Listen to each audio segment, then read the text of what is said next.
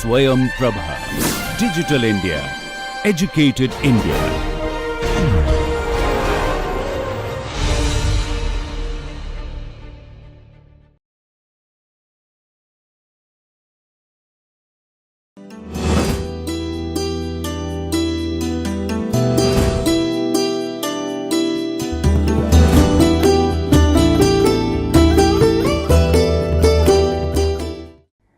Hello, welcome to our final week of the course Elements of Literature and Creative Communication. Well, if you can quickly recall, we began this week with discussing Indian drama, origins of Indian drama, and we identified Bharata's Natya Shastra as the first text, that describes various features of Indian drama and all that, including origin of drama according to Bharata Muni's Natya Shastra. We identified rasa theory and how rasa theory contributes not just to the field of drama, but to various other fields of performative arts and things like that.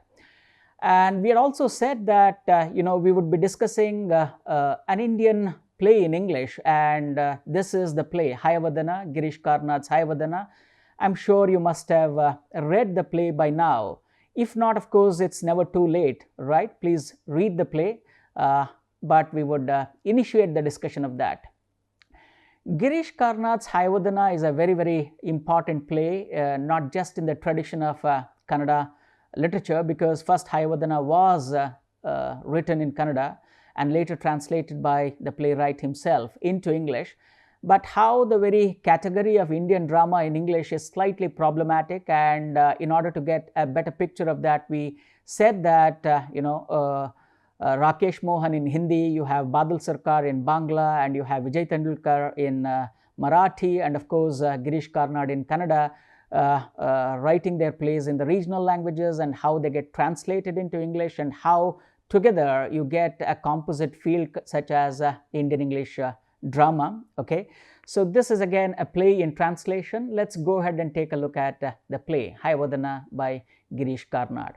Yeah, before that, of course, a little background about Girish Karnad. Girish Karnad is one of the, remarkable Indian English playwrights, and he is honored with Jnanapith Award, of course, the highest literary honor in India, and of course, he has also been bestowed with the Sahitya Academy Award and all that. Girish Karnad is not an unfamiliar name to many of you, or it's not an unfamiliar face, because you will have seen him in many popular Bollywood movies, including Ek Tha Tiger, right? He is a well-known actor and also film director, playwright, and a Kannada thinker. Some of his very well-known plays include Taledanda, Tughlaq. In fact, Tughlaq happens to be one of the very well-known plays to have been prescribed on the syllabus of Indian drama and theatre. Therefore, Tughlaq we have here, and other plays include Vadakalubimba, Yayati, and other works. Okay, so let's quickly take a look at the play and all that. In fact, needless to say that he is one of the remarkable playwrights that we have, and therefore his plays contribute in a significant way to furthering Indian English drama and its interests. Okay, when somebody asked him, what writing plays meant for Girish Karnad, especially in the post-independence India, he said not just for him writing plays or engaging in any literary production in the post-independence India for his contemporaries meant something like this. He said, "My generation was the first to come of age after India became independent of British rule. It therefore had to face a situation in which tensions implicit until then had come out in the open and demanded to be resolved without apology or self-justification." What kind of tensions, you could ask? Tensions between the cultural past of the country and its colonial past, between the attractions of the Western modes of thought and of our own traditions, and finally between the various visions of the future that opened up once the common cause of political freedom was achieved. So this is in general the kind of historical, socio-political background in which Girish Karnad's plays unfold. and also writings of many of his contemporaries. This is a beautiful philosophical statement, that can give us an insight into the literary production in India, especially post-independence. Okay.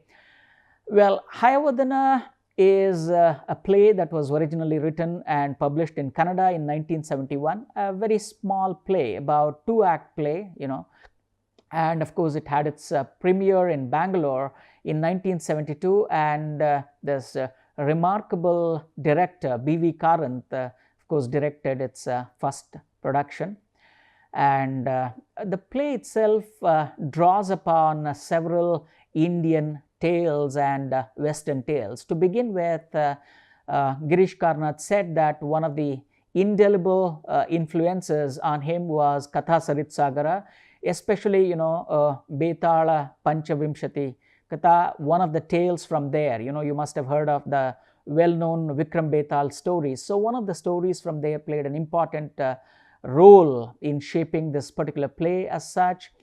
More than that, in fact, Thomas Mann's Transposed Heads, a short novel written in 1950, of course that itself is based on Katha Saritsagara, and this play is closer to the spirit of this particular novel than to a tale from Katha Saritsagara, and therefore Karnad acknowledges the primacy of Thomas Mann's Transposed Heads, the primary influence of this particular novel on our play Hayavadana. And now there are a lot of parallels between Transposed Heads and of course Hayavadana. To begin with, Transposed Heads also talks of a kind of a love triangle. Of course that's a very dramatic term, but it's a little more than that, wherein you have two close friends. In this particular novel by Thomas Mann, you have Sridhaman and then Nanda, very close friends,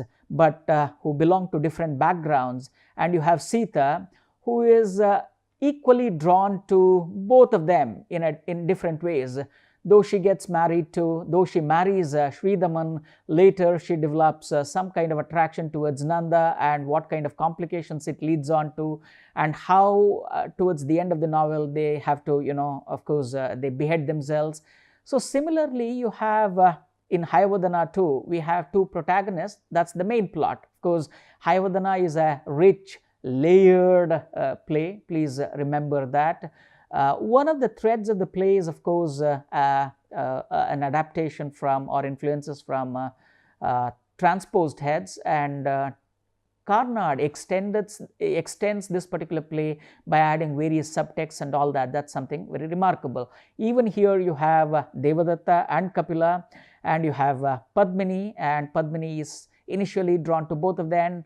Both of them marries Devadatta, and the plot slightly thickens, then but she is unable to overcome her attraction towards Kapila, and Kapila too in a certain way reciprocates there. But when Devadatta comes to know of it, what does he do? He goes and offers his head to Kali, thinking that let his beloved Padmini and of course his close friend, let them live a happy life. And when Kapila goes in search of Devadatta, he finds Devadatta having sacrificed his life, because Kapila is a very close friend of Devadatta. He too almost kills himself before Kali, offers his own head.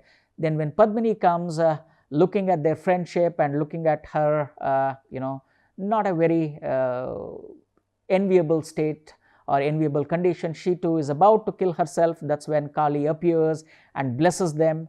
But the play doesn't end there. In fact, the play goes ahead and says that it's a remarkable tale. Kali gives Padmini an option. Don't worry, I'm pleased with your devotion, so what I'm going to do, I'm going to give you a kind of a blessing. You please put the heads back to the bodies, and I'm going to grant them life. Now in that confusion, in that eagerness, in that anxiety, or maybe we don't know what other subconscious forces are at play here. Well, Padmini misplaces the head of Kapila with the head of Devadatta, and places Kapila's head on Devadatta's body and Devadatta's head to Kapila body. Now then what happens is now the crux of the play. This is in a nutshell the play. We need to know that so that we can carry out our critical discussion. Please remember, this is just a surface. We have just scratched the surface of the play. So assuming you know the story, if you stop reading, well, it will definitely not do either of us any good. Please go back and read it. I've just narrated that element of story which is essential for our critical discussion. All right, let's go ahead and discuss the play in a little more detailed manner. Well, an active understanding of the play and a critical discussion of the play also helps us understand various features of Indian English drama and the continued legacy of Indian English drama or Indian drama, especially classical Indian drama, even in Indian English drama. Of course, one of the remarkable features of Indian drama is we begin with the play here, or any dramatic production begins with a prayer to God. It's an invocation, right? Most of the times it plays a ritualistic purpose because we pray, especially Vigneshwara. He is the god of success and perfection, so that during the dramatic performance no vigna, no obstacle comes and stops the play. Therefore, that's also a ritual.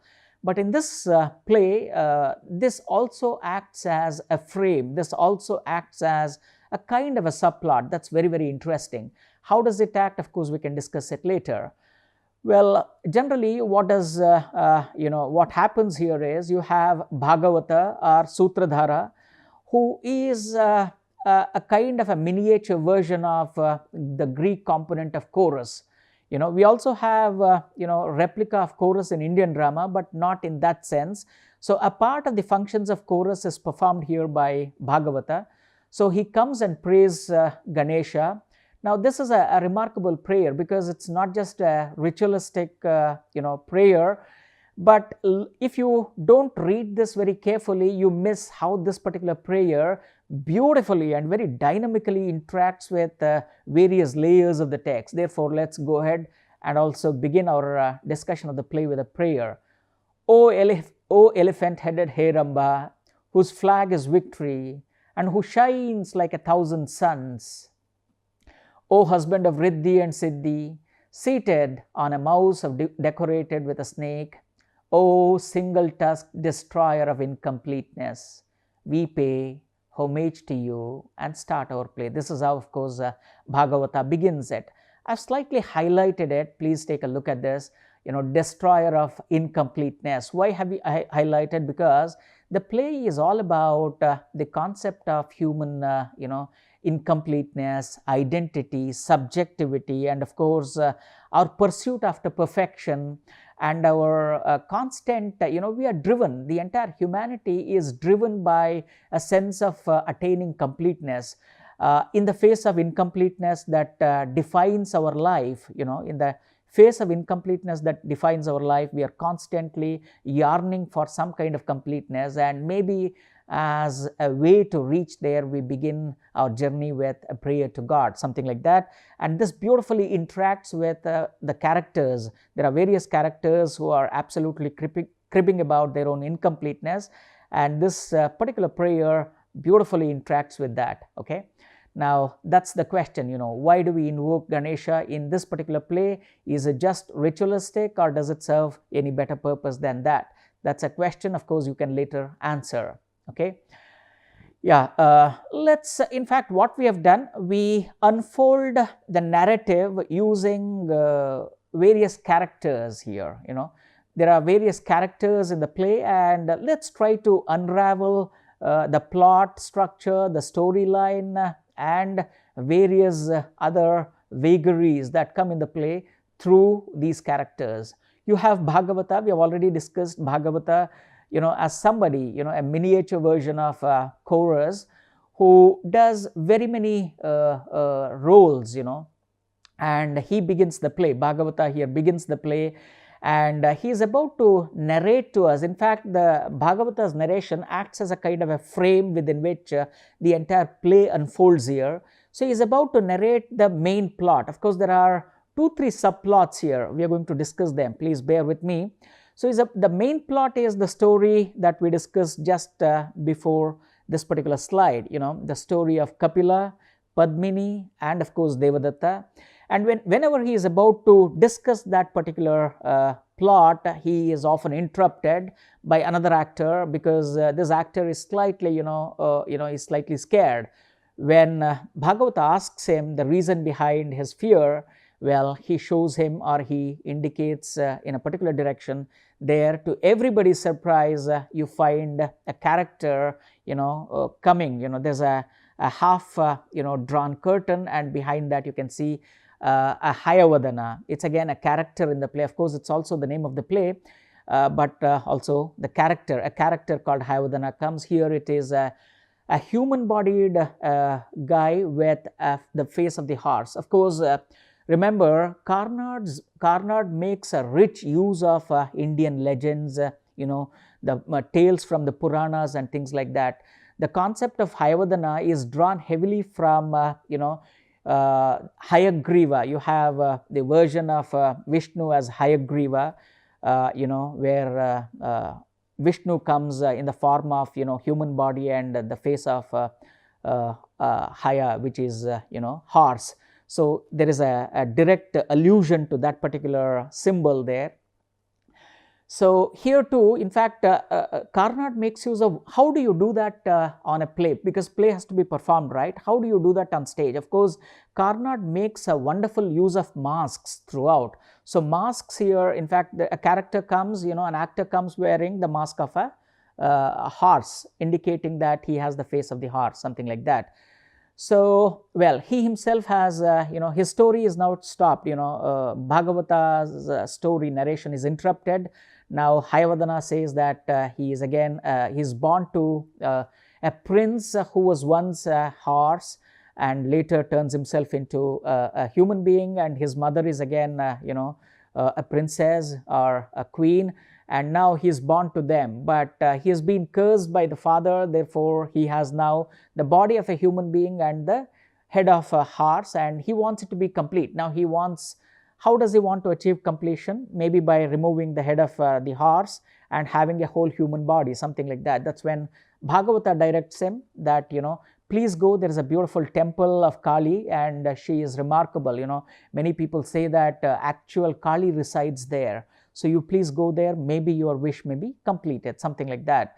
And he goes, and of course now Bhagavata begins narrating to us the story of Devadatta, Kapila, Padmini and others.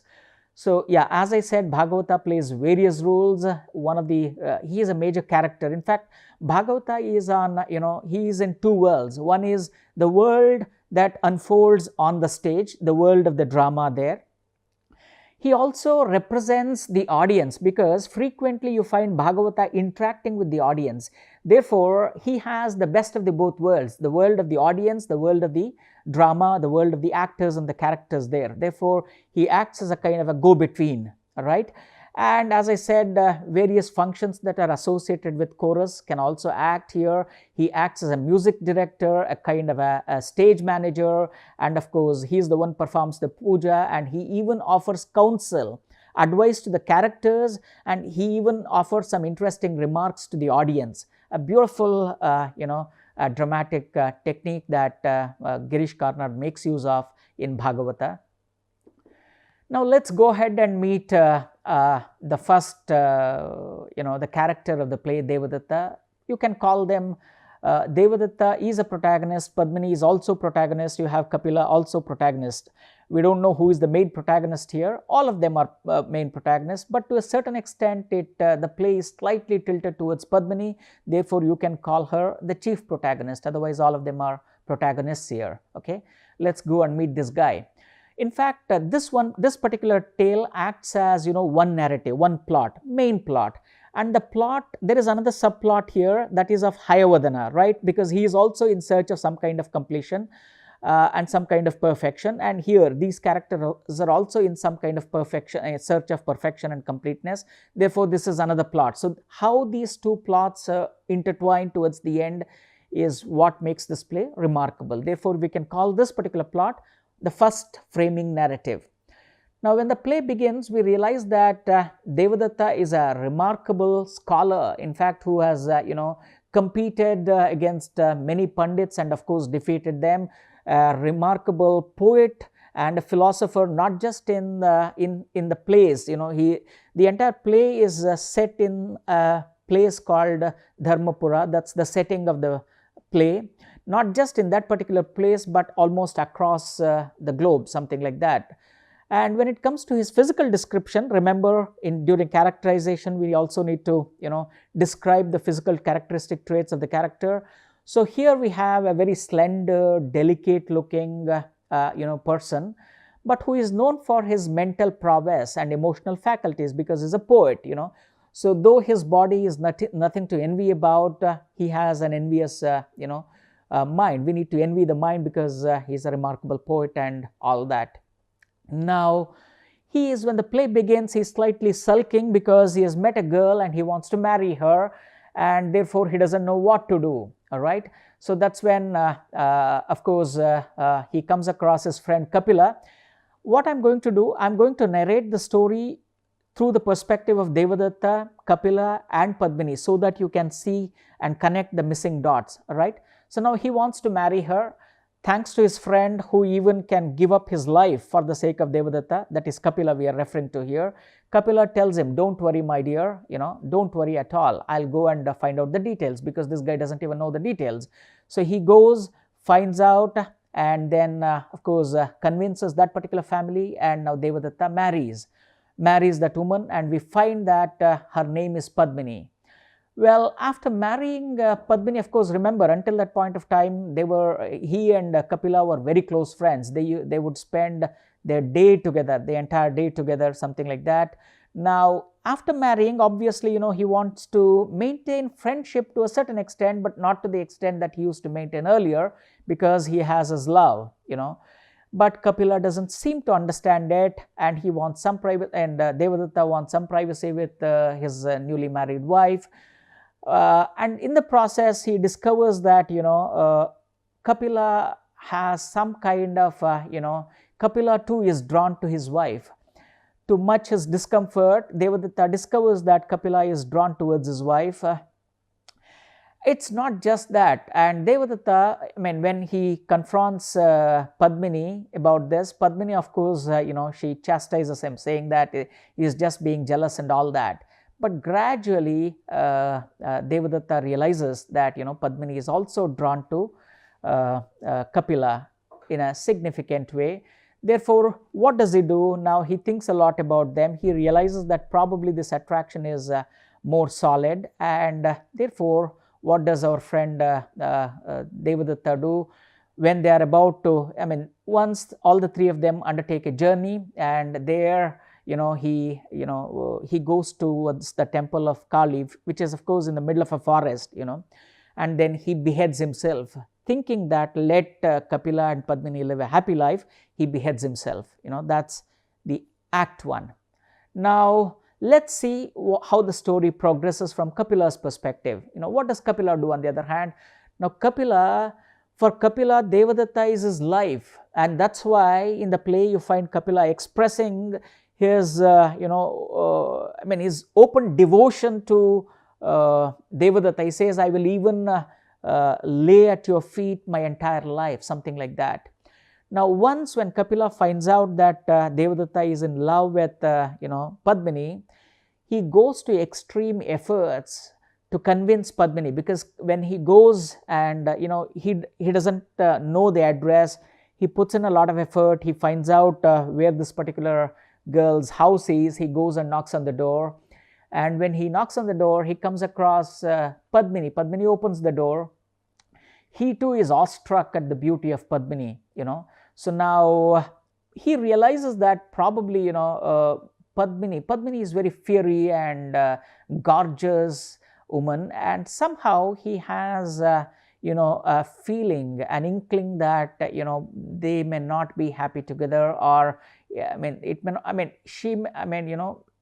probably the pair may not be compatible with each other. That's his initial concern, but of course he doesn't give in to that hesitation.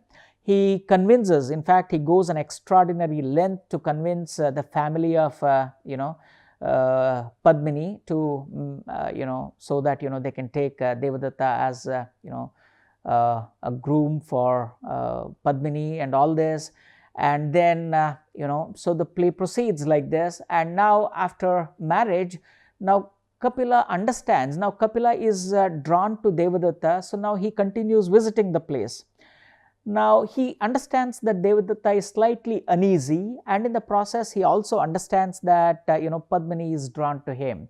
Now as a good friend, what should he do? As a good friend to both of them, so what should he do? So this is the kind of a central dilemma, but he cannot also keep himself away from Devadatta. Remember, his primary loyalty, devotion is towards Devadatta, therefore he keeps meeting Devadatta. And once, of course, all the three of them have to go to Ujjain fair, for something, but the path is through a very, difficult forest. So he himself comes out with a, cart, and he's driving the cart, and Padmini and Devadatta are sitting behind. Maybe some way into the forest, they rest, and of course that's where they come to know that there is a Kali temple close by. There is also a temple of Rudra close by, Mahakala. So therefore, here now Padmini wants to go and visit the temple of Rudra, whereas Devadatta realizes this is an opportunity for him. Therefore, what does Devadatta do? He goes to Kali temple, while these two guys go to Rudra temple. There, of course, we know in the case of Devadatta, he has killed himself, hoping that Kapila, his close friend, and his beloved Padmini may live together. Now when Kapila doesn't find when he returns from the temple of Mahakala, he doesn't find Devadatta there. When he goes in search of Devadatta to Kali temple, he finds his friend almost beheaded. Now he realizes what has happened, but of course remember, he is devoted to Devadatta. He is unable to bear the grief. Therefore, what does he do? He, by invoking Kali, he too cuts himself. He too cuts his head and offers his head to Kali. He is unable to bear the grief. So this is Kapila's story. Now let's go and see what happens to Padmini. Of course, we know Padmini is the daughter of the richest merchant of Dharmapura. And when Padmini meets, remember, Padmini first meets Kapila, and it's through Kapila that she comes to know about Devadatta. She is slightly drawn to him, but of course, keeping with the stature of her family, well, of course, Kapila is, remember, the son of a blacksmith. The son of a blacksmith, there are caste hierarchies involved here, there are class hierarchies involved here. Therefore, she cannot marry Kapila. Of course, it's unheard of. Therefore, she is invariably, she marries Devadatta. And simultaneously, as I said, she is equally drawn towards Kapila, and therefore, despite her husband's, hesitations and of course, protest, she is drawn to Kapila. To a certain extent, she is drawn to Kapila. Now we know the story. Now when what has happened now, both Kapila and of course Devadatta have sacrificed their head. And now Padmini is waiting for both of them to return. Now when both of them don't return, it's already evening. So now she goes in search of both of them. She finds Kali temple, and now when she goes and sees there, what happens? She finds her husband and of course her close friend in a pool of blood. They have beheaded themselves. She in a jiffy she understands the entire scene. She is overcome by grief. She says, what has happened to her? She doesn't know what to do. Therefore, what does she do? She invokes prayers to goddess Kali, and says that she too wants to now sacrifice her life, because she doesn't want to live the life of a widow, and she also doesn't want to live the life of a life devoid of a close friend like Kapila. Therefore, what does she do? When she goes there, she also beheads herself. So something like this. All these things are happening here, and these are the various states of mind that Devadatta and Kapila are in. Therefore, in that background, they go and have already sacrificed their life. Now Padmini also goes there, and seeing both of them in the pool of blood, she also is about to behead herself. That's when we find Kali appearing. Kali directly appears and now she is moved by the prayers of Padmini. She says, don't worry, you don't need to sacrifice your life. These are fools to sacrifice their lives. In fact, Kali does not encourage these. In fact, she calls them, these are fools to have sacrificed their life. The moment there is a problem, these idiots want to come and give up their life, hope, imagining all noble things, whereas there is nothing there except cowardice. Probably there is nothing there, and whereas I like your honesty, therefore I am going to grant you a boon. Now all that you have to do is, don't lose your heart. Now you put the head into their bodies and I am going to grant them life. Remember, it's evening already. What has happened in that confusion? Padmini places the head of Kapila, into the body of Devadatta. Please remember the physical characteristic trait of Devadatta and Kapila here. Kapila is a very muscular one. Devadatta is a very lean, frail body, and she puts to the frail body the head of Kapila, and she puts to the muscular Kapila's body the head of Devadatta. In a way, well, Kali smiles. Of course, she understands many things, right? Because she knows the past, the present, and the future. She is a Trikalagnane, right? She is a Sarvagne, Trikalagnane.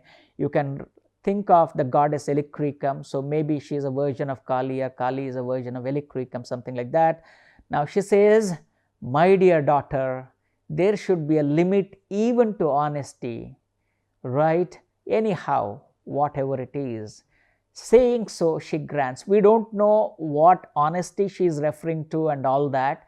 That's slightly indicative. Remember, literature works through insinuation, indirect references, not, therefore you have to understand in between the lines here.